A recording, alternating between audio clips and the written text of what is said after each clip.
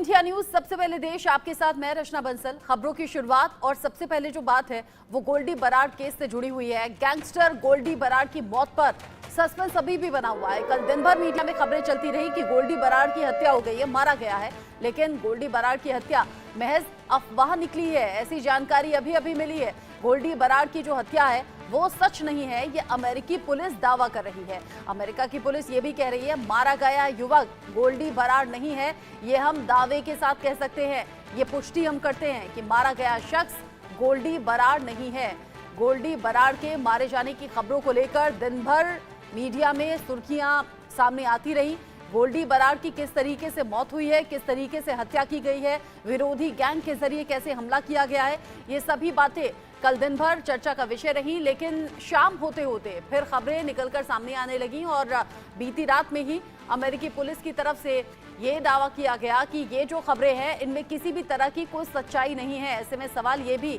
कि जो शख्स मारा गया है वो आखिर कौन है। दो लोग जिन पर हमला हुआ था, दो लोग जिन पर हमले के बाद एक की जान चली गई थी, दूसरा जख्मी स्थिति में अस्पताल पहुंचाया गया था, जहां इलाज के बाद उसकी छुट्टी भी हो गई है, छुट्टी दे दी गई है उसे अस्पताल से।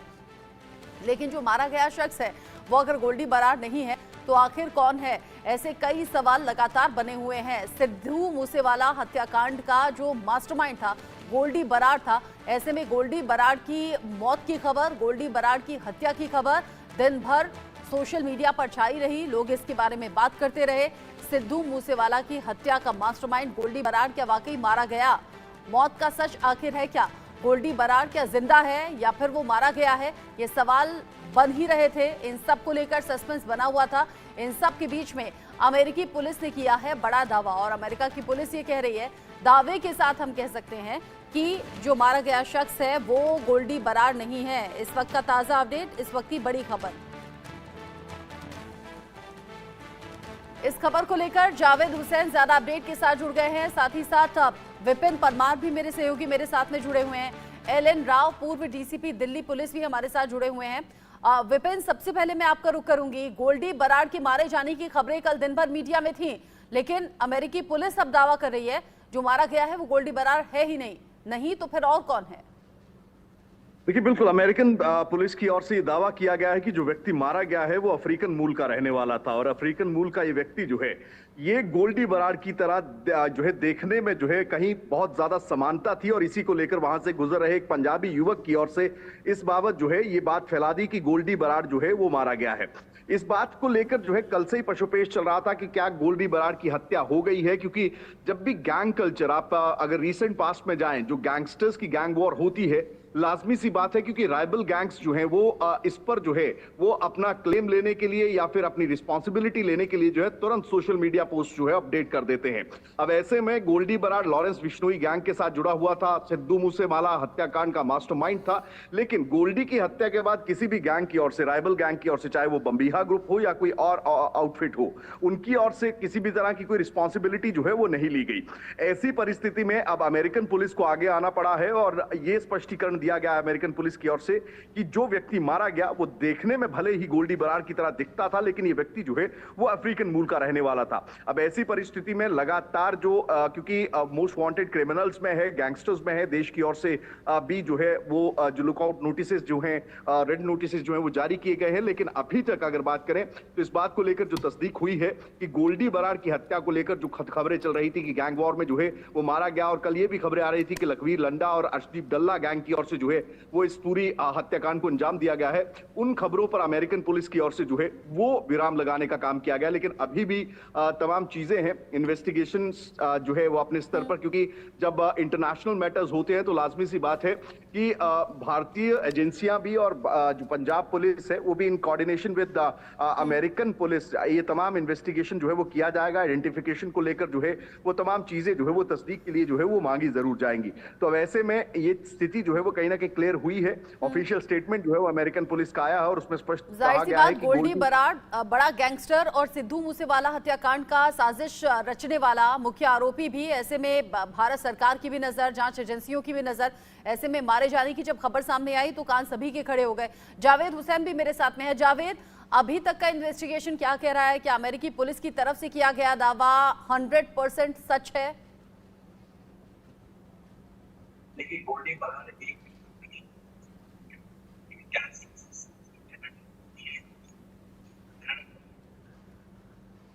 जावेद जावेद, नेटवर्क इशू है, आपकी आवाज ठीक से पहुंच नहीं पा रही है। हम दोबारा से रिकनेक्ट करने की कोशिश करेंगे। एलन राव सर भी हमारे साथ में हैं, उनका मैं रुक कर लेती हूं। एलन राव सर, जब बड़े गैंगस्टर्स की बात होती है और वो गैंगस्टर विदेश में छिपे होते हैं, ऐसे मामलों में भारत सरकार के जांच एजेंसियों के स्टैंड क्या रहते हैं, उन्हें ढूंढने को लेकर या फिर अगर इस तरह से हत्या हो जाए तो उसे लेकर? देखिए रत्ना जी, ये जो भारत सरकार की जो एजेंसीज हैं वो थ्रू इंटरपोल, जो इंटरनेशनल पुलिस है, उसके एक हेडक्वार्टर से कांटेक्ट करते हैं। वो इंटरपोल की ब्रांचेज हर देशों में होती है, तो वहां से वो वेरीफाई करवाते हैं। तो इसका ये गोल्डी बरार है या नहीं है, वैसे तो यूएस पुलिस ने बता दिया कि वो नहीं है, लेकिन फिर भी अगर हमारी एजेंसी चाहेंगी तो उसका बेसिकली आइडेंटिफिकेशन करने के लिए फिंगरप्रिंट्स अगर उनके अवेलेबल है तो फिंगरप्रिंट से, अदरवाइज कोई और भी जो उसके साथ में दूसरा आदमी जो इंजर्ड हो गया था वो बता सकता है कि वो कौन आदमी है। तो अभी ये अगर यूएस पुलिस ने कह दिया कि नहीं है वो, तो हो सकता है वो ना हो। और इसके लिए फिर भी हमारी देश की जो एजेंसीज हैं वो इसको फिर रिकन्फर्म करा देंगी, और जब कंफर्मेशन हो जाएगी तब ये ऑफिशियली डिक्लेयर हो जाएगा कि ये गोल्डी बरार है कि नहीं है। लेकिन गोल्डी बरार जैसे आदमी के बारे में जैसे आपने बताया कि जैसे मिलता जुलता अफ्रीकन मूल का आदमी है, तो कई बार मिस्टेकन आइडेंटिटी हो जाती है, यानी कि पहचान में अगर किसी ने गोल्डी बरार समझ के उसको गोली मारी है, तो हो सकता है कोई दूसरा आदमी उसकी शकल का जैसे मिलता जुलता आदमी की डेथ हो गई हो। तो ये सब चीजें अभी जैसे वहां से खबर आ गई कि वो नहीं है, फिर भी यहाँ पर इंडियन एजेंसी अपना तरीके वेरिफिकेशन करने का जो भी सिस्टम है इंटरपोल के थ्रू वो करेंगे। जिस तरीके से गोल्डी बरार भले ही विदेश में रह रहा है विपिन परमार, लेकिन भारत में अलग अलग हिस्सों में दहशत पैदा करने की, अपराधों को अंजाम देने की जो कोशिश है वो लगातार उसके जरिए हो रही है, चाहे पंजाब हो, दिल्ली हो, हरियाणा हो या फिर कनाडा और बाकी देश क्यों ना हो। ऐसे में जब अमेरिका में वो पनाह लेकर छिपकर बैठा है और अब जब मारे जाने की खबरें देश ही नहीं दुनिया भर में चर्चा का विषय बनी हुई है, ऐसे में अगर जिंदा बचा है, अगर ये खबर सच है जो अमेरिकी पुलिस कह रही है, तो फिर उसे ढूंढने के लिए भी तो उसी तेजी से कार्रवाई होनी चाहिए और उसमें अमेरिकी पुलिस का सपोर्ट भारत सरकार ले सकती है। देखिए, तमाम चीजें हैं और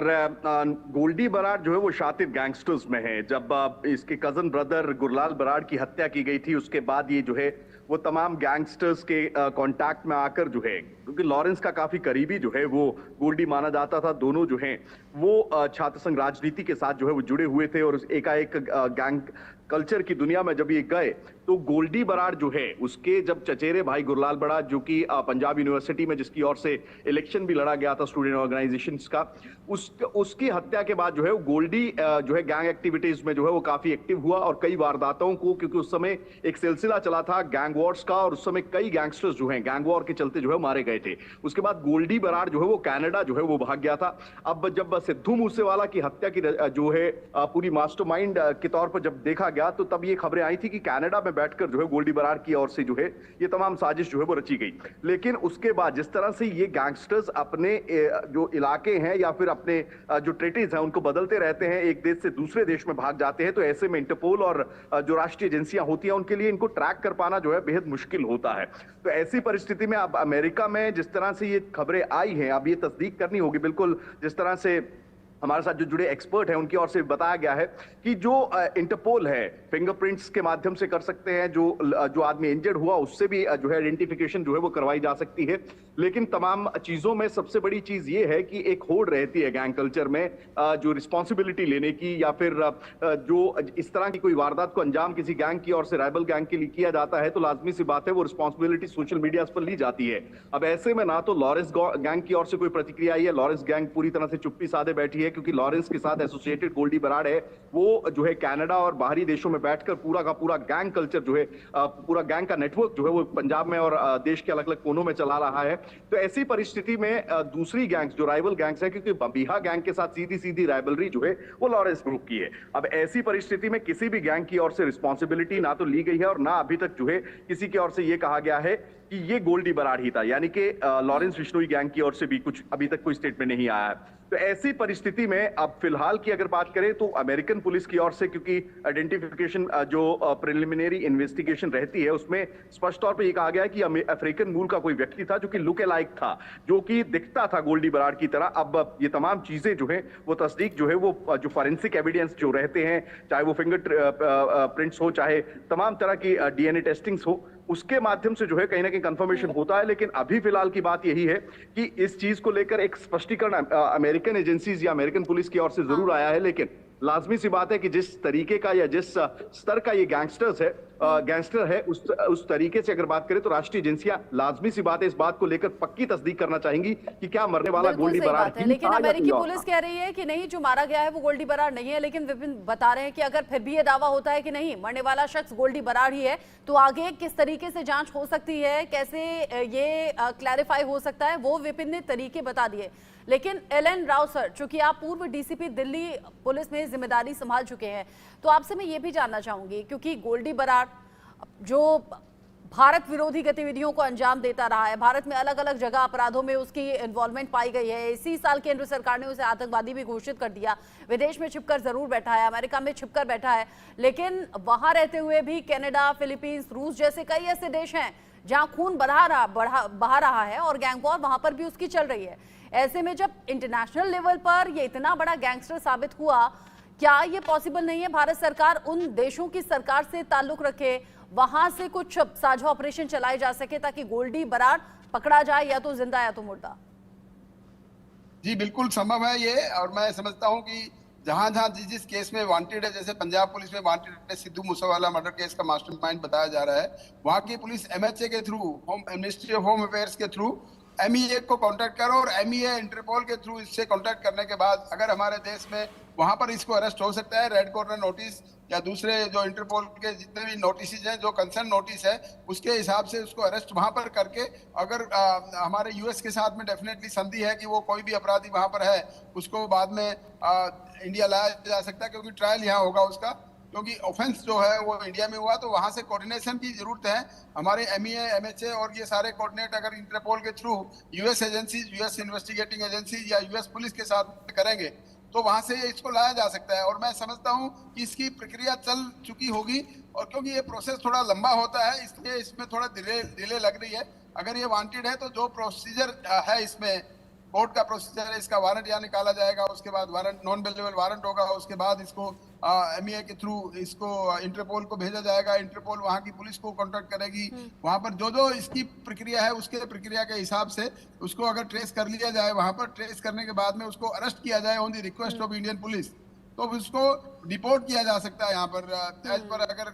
हमारे यहाँ देश की यूएस के साथ में हमारी इस प्रकार से संधि है, तो उसके बाद वो उसको लाया जा सकता है। इसमें कोई दिक्कत तो नहीं है, लेकिन हाँ देर जरूर हो जाती है। आपने देखा होगा पिछले देर हो जाती है, और ये देर नहीं होनी चाहिए, इसीलिए तेजी इसमें आनी चाहिए, और अब जल्द से जल्द गोल्डी बराड़ और ऐसे कई गैंगस्टर्स जो कि विदेशों में छिपकर बैठे हैं पकड़े जाने चाहिए। विपिन परमार, शुक्रिया हमारे साथ जुड़ने के लिए, सभी इन्फॉर्मेशन हमारे दर्शकों तक पहुंचाने के लिए, और एलन राव सर, आपका भी बहुत शुक्रिया, ये जानकारी जो महत्वपूर्ण है आपके जरिए हमने दर्शकों तक पहुंचाई।